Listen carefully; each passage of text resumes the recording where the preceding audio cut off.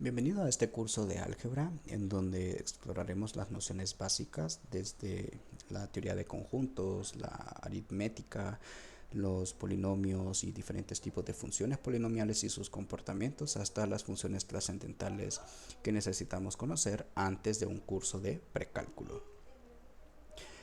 Iniciaremos con un breve repaso sobre los números reales.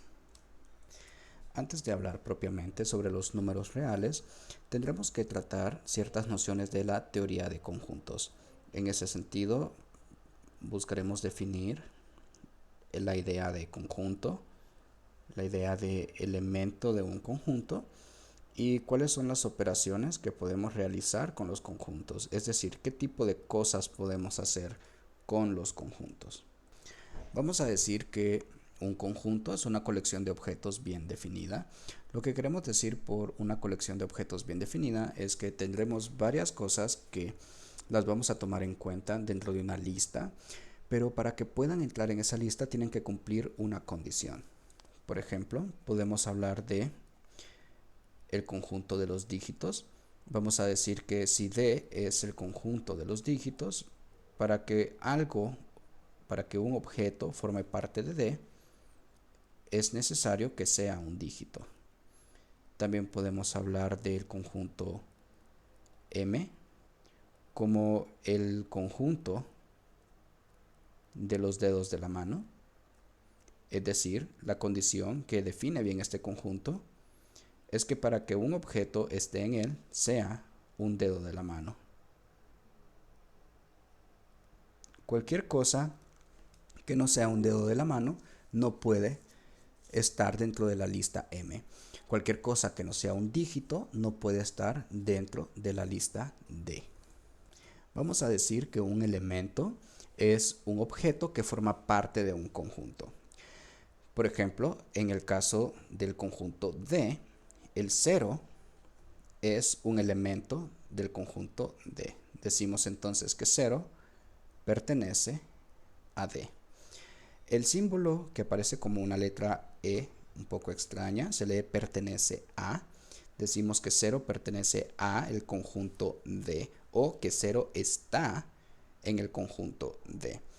Semejantemente, también podemos decir que el índice es un dedo, el dedo índice pertenece al conjunto M. Es decir, índice es un elemento en el conjunto de los dedos de la mano. Dentro de las operaciones que podemos abarcar con los conjuntos está la unión, la intersección y también podemos hablar acerca del complemento, como podemos hablar de la diferencia de conjuntos. Y otras cosas que podemos preguntarnos es si un conjunto forma parte de otro conjunto. Entonces a eso le llamamos contención. Es decir, nos preguntamos si un conjunto está contenido en otro conjunto. Antes de hablar de las operaciones de conjuntos, queremos aclarar un poco más el panorama sobre cómo se escriben los conjuntos. No siempre se escriben con muchas palabras describiéndolos. Los conjuntos también los podemos escribir con símbolos. Y en ese sentido podemos hablar de conjuntos descritos o definidos por extensión o conjuntos definidos por comprensión. Los conjuntos que están definidos por extensión son aquellos en donde literalmente vamos a enumerar cada uno de los elementos del conjunto. Por ejemplo, para nuestro conjunto D, decimos que es la colección definida por extensión de los números que van del 0 hasta el 9, es decir, el 0, el 1, 2, 3, así sucesivamente hasta el 9. Estos serían el conjunto de los dígitos.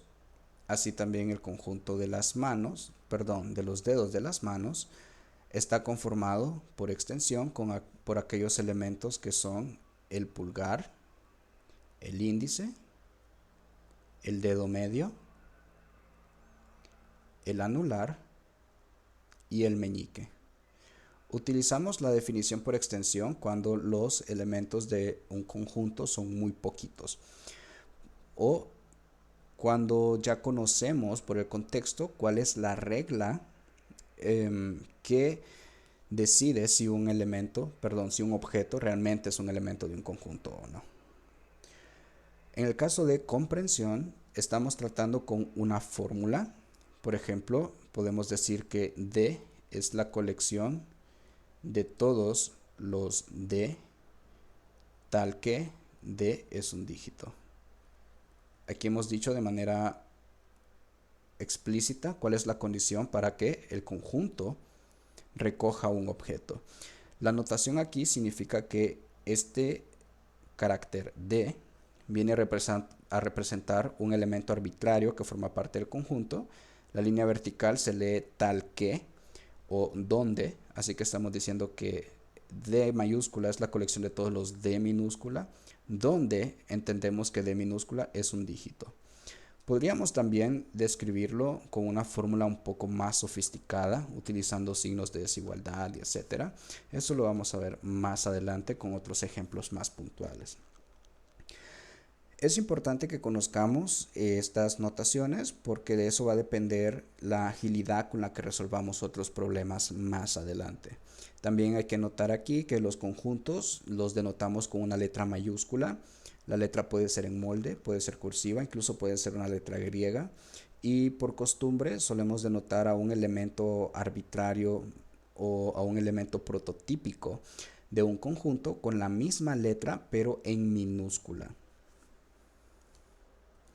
Veamos algunos ejemplos directamente para entender las operaciones de los conjuntos. Aquí tengo dos conjuntos dados por extensión, un conjunto A y un conjunto B. Notemos que no tienen necesariamente la misma cantidad de elementos. No obstante, podemos operar con ellos perfectamente. Decimos que la unión se denota con un símbolo de herradura y la unión de dos conjuntos es otro conjunto en donde los elementos de este conjunto vienen de A o vienen de B. Basta con que el elemento esté en cualquiera de los uniendos para que también esté en el conjunto resultante. Para poder trabajarlo, vamos a empezar a enumerar los elementos desde el primer uniendo, que en este caso es el A.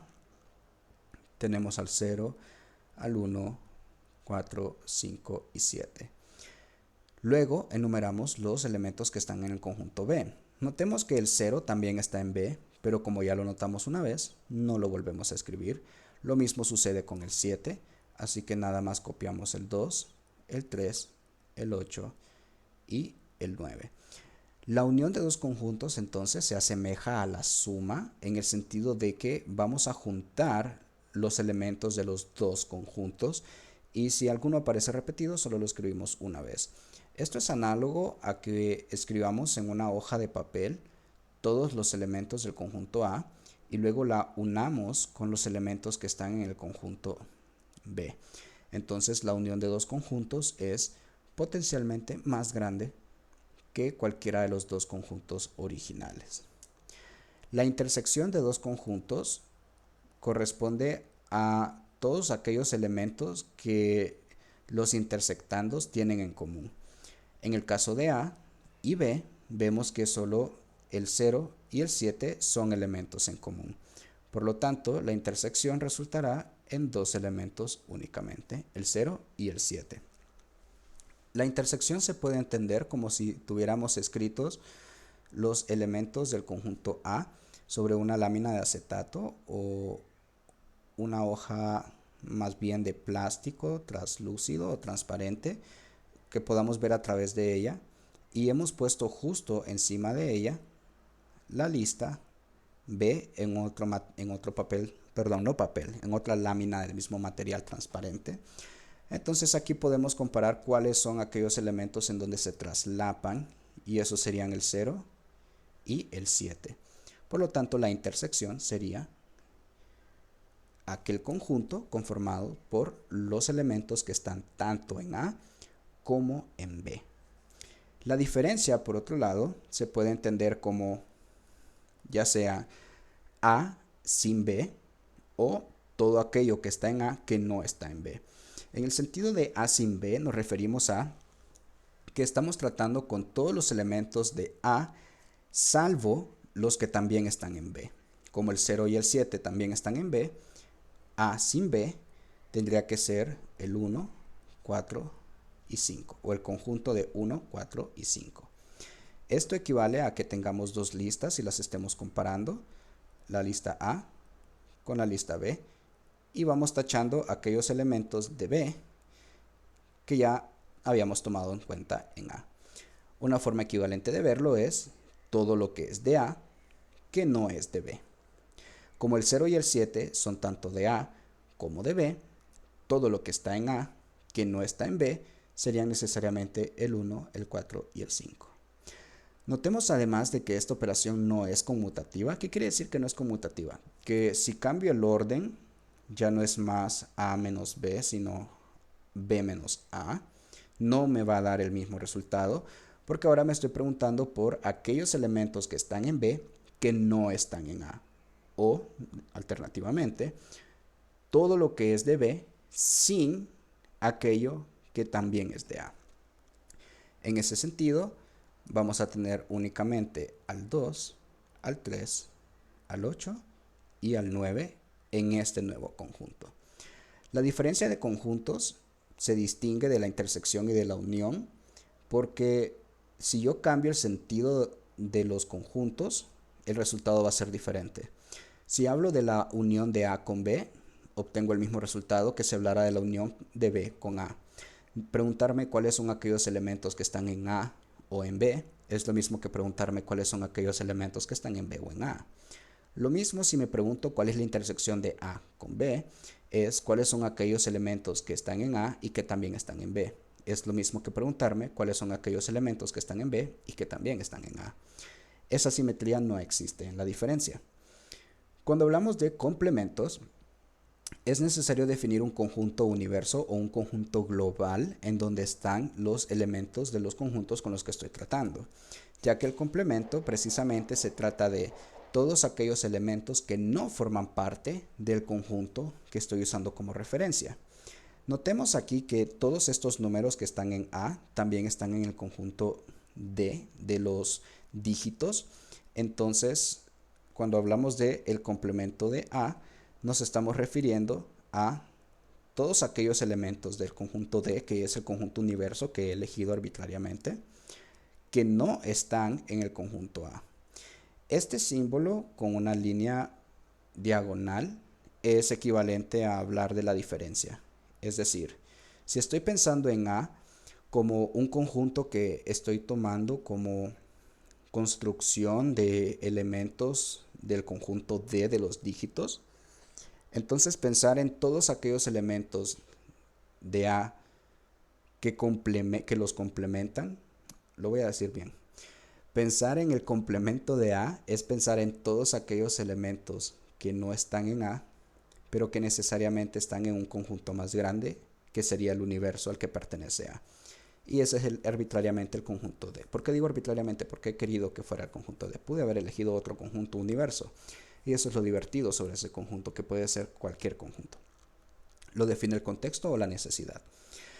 Así, si vemos entonces este conjunto A como una parte del conjunto de los dígitos, su complemento sería entonces todos aquellos dígitos que no son los dígitos que ya mencioné en A. Por ejemplo, el 2, el 3, el 6, el 8 y el 9. Son todos aquellos dígitos que no he nombrado en A. Así también, si quiero pensar en el complemento de B, tendría que pensar entonces en todos aquellos dígitos distintos a los que ya mencioné en B. Esto nos lleva naturalmente a la noción de la contención.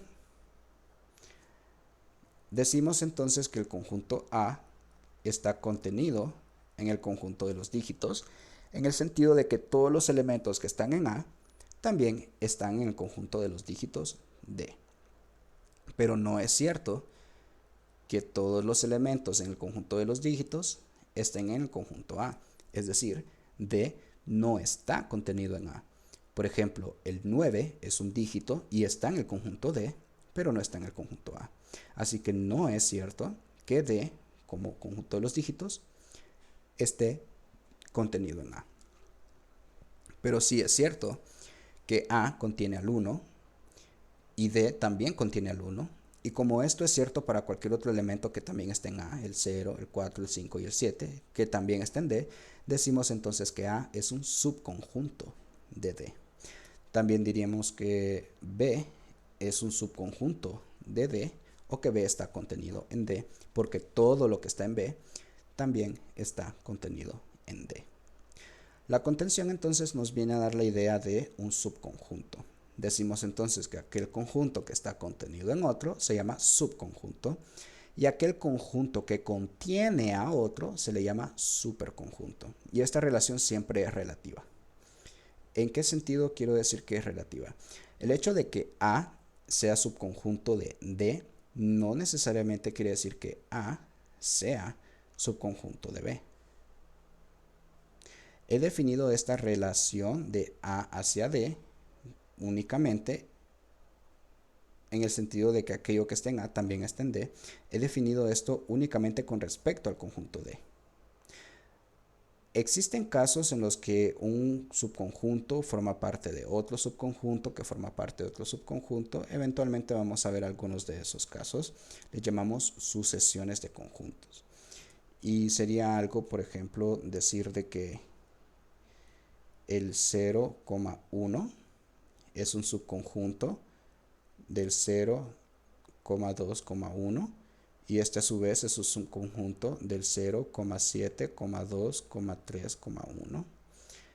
Cada vez que vamos progresando vemos de que este conjunto propiamente tiene elementos que están contenidos en otro conjunto, que a su vez tiene elementos que están contenidos en otro conjunto y así sucesivamente. Decimos entonces que tenemos una sucesión o una cadena de contenciones. Con esto hemos resumido, grosso modo, las ideas más centrales acerca de conjuntos, qué es un elemento, cuáles son las operaciones que podemos hacer con ellos. En mi blog, que lo tengo enlazado en la descripción de este video, podrás ver algunos ejemplos adicionales sobre teoría de conjuntos, puedes leerlos con calma y poder aprender más sobre esta idea. Dejaré además en la descripción algunos ejercicios con los que puedes probar tu comprensión del tema y me gustaría leer en tus comentarios a qué solución llegas.